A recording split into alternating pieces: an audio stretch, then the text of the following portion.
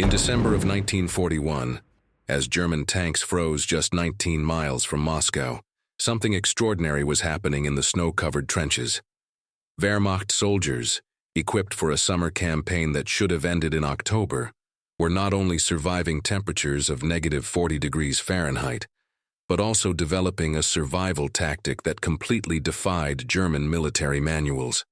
This was not the story of Germanic technological superiority that Nazi propaganda proclaimed. Instead, it was a desperate narrative of adaptation that would reveal an inconvenient truth about German preparation for the war in the East. The Siberian wind cut through German wool uniforms like ice blades, as soldiers watched their own rifles freeze in their hands. Investigation into this story reveals how German survival depended not on their own superior logistics, but on an unexpected tactic. This tactic involved completely abandoning their military identity and adopting the methods of their Soviet enemies.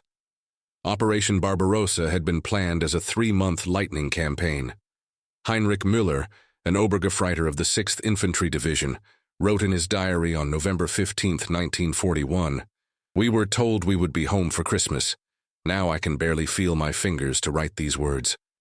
The brutal reality was that the German High Command had calculated that the Soviet Union would collapse before winter, making planning for cold weather operations unnecessary. This planning failure was not merely logistical, it was ideological. German military doctrine based on blitzkrieg simply did not contemplate prolonged campaigns in extreme conditions. General Franz Halder, chief of the Army General Staff, had declared in August of 1941 that the Russian campaign will be decided in the first 8 weeks. This excessive confidence would result in one of the greatest survival crises in modern military history. When the first snowfalls arrived in October, German soldiers discovered that their wool uniforms, designed for temperate European climates, offered inadequate protection against the Russian cold. Worse still, their leather boots hardened like stone in the extreme cold, causing massive cases of frostbite in their feet. The first sign that something was fundamentally wrong came through medical reports. In November of 1941, the 2nd Panzer Army reported 15,000 cases of frostbite in just 2 weeks. This was more casualties than many entire battles. Dr. Wilhelm Hoffmann, a field doctor with the 267th Infantry Division, documented, "We are losing more men to the cold than to Russian bullets. Our field hospitals are filled with soldiers suffering from necrotic fingers and feet." The situation became so desperate that field commanders began sending urgent telegrams to Berlin, requesting winter equipment that simply did not exist in German depots. General Heinz Guderian, commander of the 2nd Panzer Army, wrote in his memoirs, "My soldiers were fighting 2 enemies, the Red Army and General Winter, and we were losing to both." What made the situation even more ironic was that German intelligence had completely underestimated the Soviet capacity to operate in extreme conditions. While German soldiers shivered in their trenches, Soviet troops moved with relative ease through the frozen landscape. They were equipped with valenki, which are felt boots, shapkas, which are fur hats and padded coats specifically designed for the Russian winter. It was in this context of desperation that a survival tactic emerged that would shock German commanders: the systematic looting of Soviet equipment from the dead. German soldiers, facing the choice between death by frostbite and abandoning their military identity, began stripping uniforms from dead Soviet soldiers. They replaced their own inadequate clothing with superior Russian equipment. Feldwebel Klaus Richter, of the 4th Panzer Division, described in an intercepted letter, "There is no shame in wearing the boots of a dead Russian when your own boots are killing your feet. Survival knows no nationality." This practice, initially spontaneous and individual, quickly spread through the German lines like an uncontrolled fire. What began as desperate acts by individual soldiers soon transformed into an unofficial policy, tolerated by field commanders. German officers, facing the prospect of losing entire divisions to frostbite, began to turn a blind eye to soldiers appearing in formation, wearing a bizarre mix of German and Soviet uniforms. The visual transformation of German troops was surreal. Wehrmacht soldiers marched wearing Soviet shapkas over German helmets, Russian valenki with German uniforms, and Red Army padded coats over German equipment. This hybridization created a grotesque appearance that defied all German military traditions of uniformity and discipline. Even more disturbing was the fact that this tactic worked. Soldiers equipped with captured Soviet gear showed significantly lower rates of frostbite and greater combat effectiveness. A medical report from the 12th Infantry Division noted, units that adopted captured Russian equipment maintained 60% greater operational capability in temperatures below -22 degrees Fahrenheit. The irony was palpable. German soldiers sent to conquer and subjugate the Soviet Union now literally depended on the bodies of their enemies to survive. This dependence was not only material, but psychological. It forced German soldiers to confront the reality that their inferior enemies were, in fact, better prepared for the conditions they faced. The tactic evolved beyond simply looting clothes. German soldiers began to study and adopt Soviet methods of shelter construction, heating techniques, and even tactics for movement in deep snow. German units started building bunkers using Russian insulation techniques with compacted snow, abandoning the standardized German methods that proved inadequate for the extreme climate. Oberst Friedrich Weber, a regimental commander, reported, "My men are learning more about winter warfare from Russian corpses than from all our combined military manuals." This admission revealed a fundamental flaw in German military doctrine, the arrogance of believing that German methods were universally superior. Adaptation was not limited to physical equipment. German soldiers began observing and copying Soviet behavior patterns, how Russians moved in formation during snowstorms, how they conserved body heat during long watches, and how they kept weapons functional in extreme temperatures. It was a forced military education administered by the dead. The German High Command faced an impossible dilemma. Officially, the practice of using enemy equipment violated military regulations and could be considered a form of symbolic desertion. Unofficially, it was the only thing keeping entire divisions functional. General Günther von Kluge, commander of Army Group Center, wrote in a confidential report, "I must choose between military discipline and living soldiers. I choose living soldiers." This pragmatic decision created an unprecedented situation in German military history. For the first time, German commanders were actively encouraging their soldiers to abandon fundamental aspects of their military identity in favor of survival. It was a tacit admission that the German war machine had failed in its most basic planning. The situation became even more complex when German soldiers equipped with Soviet gear began to be mistaken for Russian troops by their own forces. Friendly fire incidents increased dramatically, forcing units to develop improvised identification signals to distinguish Germans dressed as Russians from actual Russians. The psychological implications of this tactic were profound. German soldiers, indoctrinated to believe in German racial and technological superiority, now literally depended on the bodies of their supposed inferiors to survive. Many reported feelings of humiliation and ideological confusion. Gefreiter Hans Steiner wrote, "How can I believe we are the superior race when I need the clothes of a dead Russian peasant to avoid freezing to death?" This identity crisis extended beyond individual soldiers. The very image of the Wehrmacht as an invincible and technologically superior military force was being eroded by the reality of German soldiers dressed like beggars, using captured equipment for basic survival. Nazi propaganda had promised a quick and glorious war of conquest. The reality was a desperate struggle for survival. German officers began reporting morale problems related not only to the extreme conditions, but also to the perceived humiliation of relying on enemy equipment. Some soldiers expressed that they felt more like refugees than conquerors. This perception fundamentally undermined the Nazi narrative about the war in the East. The tactic of hybridization spread across the Eastern Front like an epidemic of pragmatism. Entire divisions adopted the practice, creating a visually unrecognizable German army. Period photographs show German soldiers who looked more like Soviet partisans than the disciplined military force that had conquered France just 1 year earlier. Field commanders began to formalize aspects of the tactic, creating captured equipment depots, where Soviet gear was collected, cleaned, and redistributed to German troops. This institutionalization of dependence on enemy equipment represented an official admission that German planning had been fundamentally inadequate. The irony deepened when German soldiers discovered that much Soviet equipment was not only superior for winter conditions, but also of better overall quality than its German equivalents. Russian valenki lasted longer than German boots. Shapkas offered better protection than German helmets in cold weather. And Soviet coats were designed with features that German uniforms simply lacked. The transformation was not merely superficial. German soldiers began to adopt Soviet techniques for cold weather combat, snow camouflage methods, and even guerrilla tactics they had learned by observing captured partisans. It was a complete military education administered by the enemy, even after death. German units developed an unofficial expertise in Soviet winter warfare that had never existed in German military doctrine.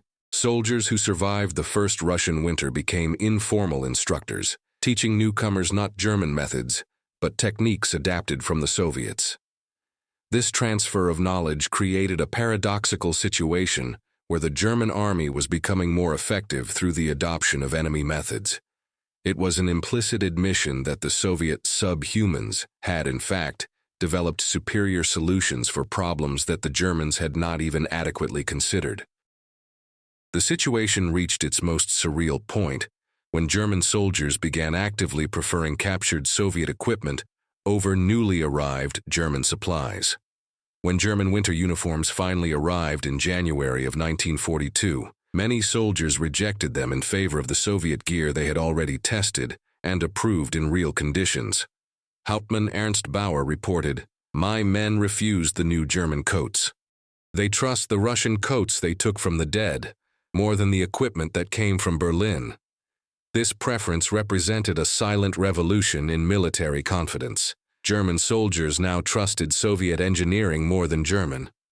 The rejection of German equipment in favor of captured Soviet gear sent shockwaves through the military hierarchy.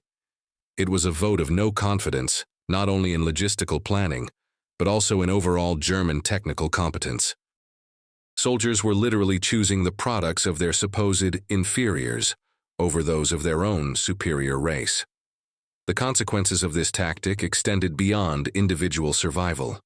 German units equipped with Soviet gear showed greater resilience, better morale, and superior operational capability in winter conditions.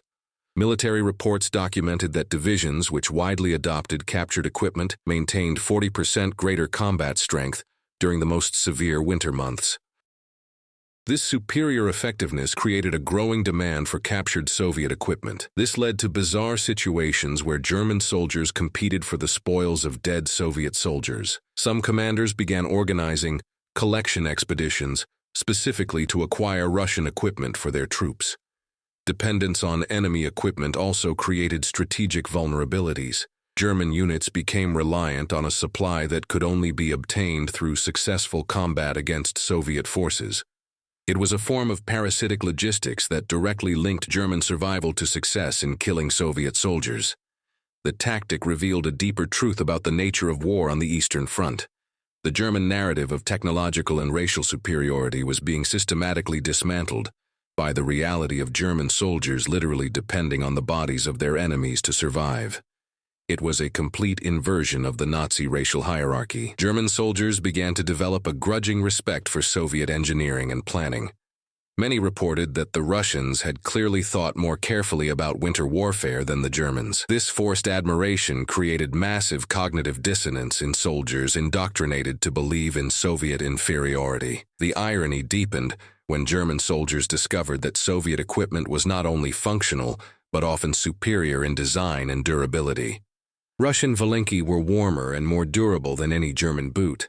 Shapkas offered better protection than German helmets in cold weather, and Soviet coats were designed with features that German uniforms simply lacked. The visual transformation of the German army created identification problems that extended beyond the battlefield.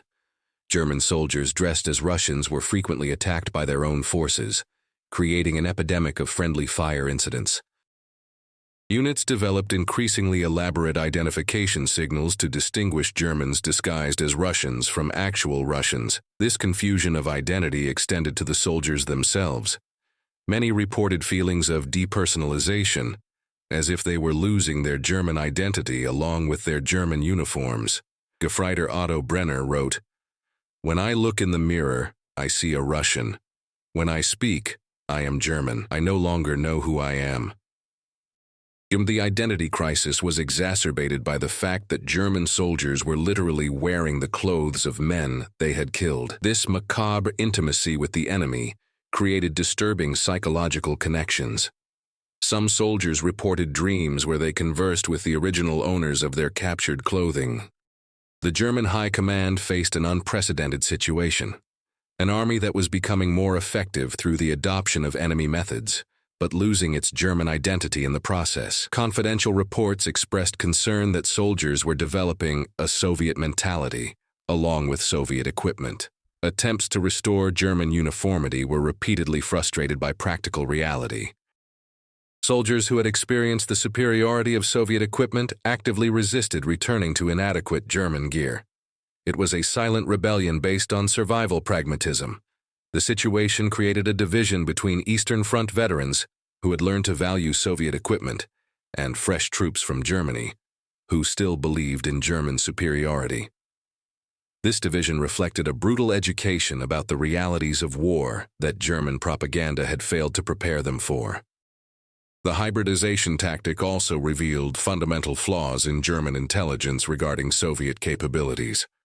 The assumption that the Soviet Union was technologically inferior had been based on racial prejudice, not objective analysis. German soldiers now had physical evidence of Soviet superiority in at least one critical area: winter warfare preparation.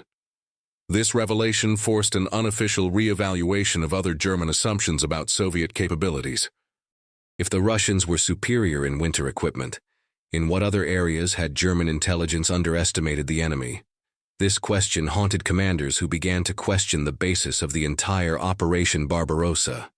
Dependence on Soviet equipment also created a perverse form of respect for the enemy. German soldiers who had been taught to despise the Soviets now literally depended on Soviet ingenuity to survive. It was a lesson in humility administered by the dead. As the winter of 1941 to 1942 progressed, the hybridization tactic evolved into a form of military art.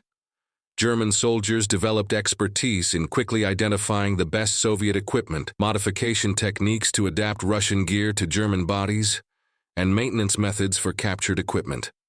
This unofficial expertise created a military subculture within the German army. Veterans who had mastered the art of hybrid warfare were respected not for their adherence to German doctrine, but for their ability to adapt and utilize Soviet methods. It was a complete inversion of traditional German military values. The irony reached its peak when German soldiers began teaching each other Soviet survival techniques, creating an oral tradition of enemy knowledge within German ranks. It was as if the Red Army was educating the Wehrmacht through the ghosts of its dead soldiers. The transformation was not only individual, but institutional. German commanders began incorporating lessons learned from Soviet equipment and tactics into their own field doctrines. Unofficial manuals circulated, describing Soviet winter warfare methods, written by German soldiers who had learned through brutal experience. This institutionalization of enemy knowledge represented a tacit admission that German military education had been inadequate. Officers who had been trained in the best German military academies now depended on lessons learned from the bodies of dead Soviet peasants. The situation created a strange dichotomy, where German soldiers were simultaneously conquerors and students, superiors and dependents, teachers and pupils of their own enemies. This contradiction fundamentally undermined the Nazi narrative of racial and military superiority. As the spring of 1942 approached, German soldiers faced a new reality. They had survived the Russian winter not through German superiority, but through the adoption of Soviet methods. This survival came with a deep psychological cost, the erosion of their confidence in German superiority. Many soldiers reported that they would never see German equipment the same way again. The experience of relying on superior Soviet gear had created a permanent distrust in German competence. It was an education that could not be unlearned. The hybridization tactic had saved thousands of German lives, but at the cost of a fundamental illusion about German superiority. Soldiers who returned to Germany carried with them not only captured Soviet equipment, but also disturbing knowledge about German limitations and Soviet capabilities. This desperate adaptation extended far beyond the winter of 1941 to 1942. German soldiers who learned to value Soviet equipment and methods carried that lesson through the rest of the war. It was knowledge that fundamentally challenged Nazi propaganda about Soviet inferiority. The story of this forced transformation reveals a deeper truth about the nature of war and human survival. When confronted with the choice between ideology and life, German soldiers chose life, even if it meant literally embracing their dead enemies. It was a lesson in humility administered by General Winter and the ghosts of the Red Army. It is a lesson that would echo through the frozen trenches of history, reminding us that survival knows no national boundaries, and that sometimes our greatest teachers are those we consider our enemies.